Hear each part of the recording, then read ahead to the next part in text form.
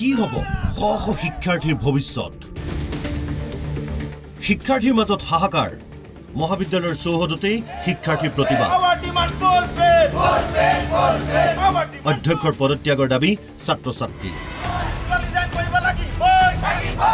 শ্ৰেণীকোঠা এৰি প্ৰতিবাদত বহিল BRM চৰকাৰী আইন মহাবিদ্যালয়ৰ ছাত্ৰ ছাত্ৰী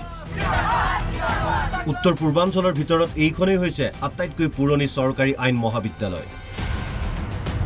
বৰ্তমান পাঞ্জাৱাৰীস্থিত এই মহাবিদ্যালয়খনতেই মুখ্যমন্ত্ৰী ডক্টৰ হিমন্ত বিশ্ব শৰ্মাকে ধৰি বহু গণ্যমান্য ব্যক্তিয়ে অধ্যয়ন কৰিছিল কিন্তু আজি মহাবিদ্যালয়খনৰ অৱস্থা পুতৌ লগা যাৰ বাবে সৰব ছাত্ৰ ছাত্ৰী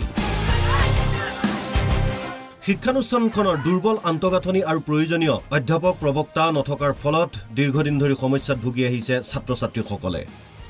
ইয়াতে টিচাৰ্ছৰ অভাৱ বেসিক্যালি আমাৰ 25 জন টিচাৰ লাগে বাৰ কাউন্সিলৰ এফিলিয়েশনৰ কাৰণে এতিয়া মাত্ৰ আমাৰ অকল 13 জন টিচাৰে এভেইলেবল আছে আৰু 12 জনৰ কমি আছে আৰু সবতছে ডাঙৰ কথাটো হৈছে যে টিচাৰ নথকাৰ কাৰণে আমি কোৱালিটি অফ এডুকেশ্যনো পোৱা নাই কাৰণ পাৰফেক্ট নাম্বাৰ অফ টিচাৰ্ছ যেতিয়ালৈকে নাথাকে তেতিয়ালৈকে পাৰফেক্ট কোৱালিটি অফ এডুকেশ্যনো ষ্টুডেণ্টছবিলাকে নাপায় বিদ্যুতৰ অভাৱ এক মাহৰ পৰা আমাক বিনা ফেন বিনা লাইটত আমাক এখন কলেজত বহাই ৰাখিলে পানী নাছিল মানে এতিয়াও নাই এতিয়াও যদি আপুনি ভিতৰত যায় দেখা পাব আমাৰ খোৱা পানীৰ ব্যৱস্থা নাই আমাৰ টয়লেটৰ কাষত আৰু সিস্টেম লগাই থৈছে তাকো বয়জ টয়লেটৰ কাষত আৰু যেতিয়া ছোৱালীবিলাকে পানী খাবলৈ যাব তো বয়জ টয়লেটৰ আগেদি যাব লাগিব আমাৰ একাডেমিক ব্লকৰ ভিতৰত যদি যায় দেখা পাব আজিলৈকে পানীৰ ব্যৱস্থা নাই খোৱা পানীৰ ব্যৱস্থা নাইতো নাই হাত ধুবলৈও পানী নাই আমাৰ ইয়াত ইউৰিন ইনফেকশনৰ শিকাৰ হৈছে অকল আমাৰ পৰিস্থিতিৰ কাৰণে আমাৰ টয়লেটত ইমান দুৰ্গন্ধ ইমান বেয়া অৱস্থা আমাত কৰি চাগে যিমান ৰাস্তাত থকা টয়লেট আছে শৌচালয় আছে সেইবোৰ বেছি ভাল 12 গৰাকী অধ্যাপকৰ অভাৱ 20 দিন ধৰি নাই বিদ্যুৎ নাই খোৱা পানী প্ৰস্ৰাৱগাৰৰ সুব্যৱস্থা 116 বছৰ গৰকা শিক্ষানুষ্ঠানখনৰ আন্তঃগাঁথনি দুৰ্বল আৰু নাই প্ৰয়োজনীয় শিক্ষক তাৰোপৰি 2019 চনৰ পৰা বাৰ কাউন্সিলৰ স্বীকৃতিৰ নৱীকৰণ হোৱা নাই সেয়ে ভৱিষ্যতক লৈ চিন্তিত হৈ পৰিছে ছাত্ৰ ছাত্ৰীসকল আমাৰ মূল কাৰণ হৈছে আমাৰ বাৰ ৰেজিষ্ট্ৰেচন নাই আমাৰ জিইউ এফিলিয়েশন নাই এতিয়া আমি ফাইনেল ইয়াৰৰ ষ্টুডেণ্ট আমি 1-1.5 মাহৰ ভিতৰত আমি ওলাই যাম এখন কলেজৰ পৰা কিন্তু তাৰ পিছত না আমাৰ ডিগ্ৰী থাকিব হাতত না আমাৰ বাৰৰ এফিলিয়েশন থাকিব তো নৰ্মেলি আমি ক'বলৈ গ'লে এখন টিউচন চেণ্টাৰত বহি আছোঁ ইয়াতে কাৰণ ইয়াত যিখিনি ক্ৰাইটেৰিয়া আছে সেইখিনি আজিলৈকে ফুলফিল কৰিব নোৱাৰা কাৰণে আমাৰ কলেজখনক বাৰে এফিলিয়েশনটো কেনসেল কৰি দিছে পঢ়িবলৈ আহিছিলোঁ গুৱাহাটীৰ এখন চৰকাৰী ল কলেজত এটা কাৰণে যে কম খৰচতে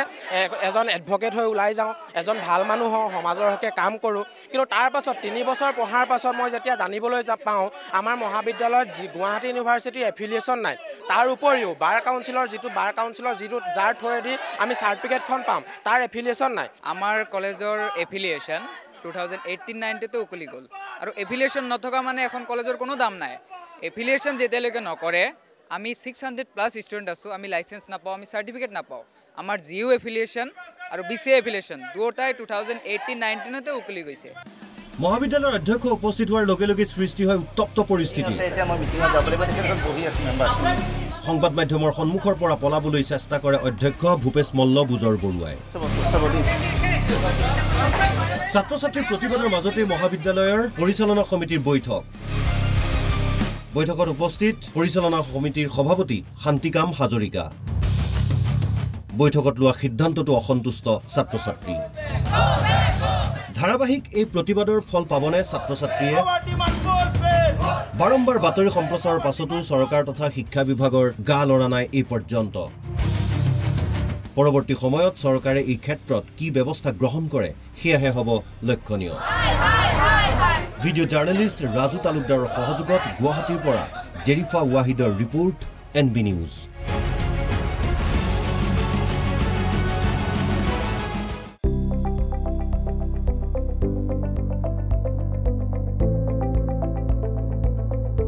NB নিউজ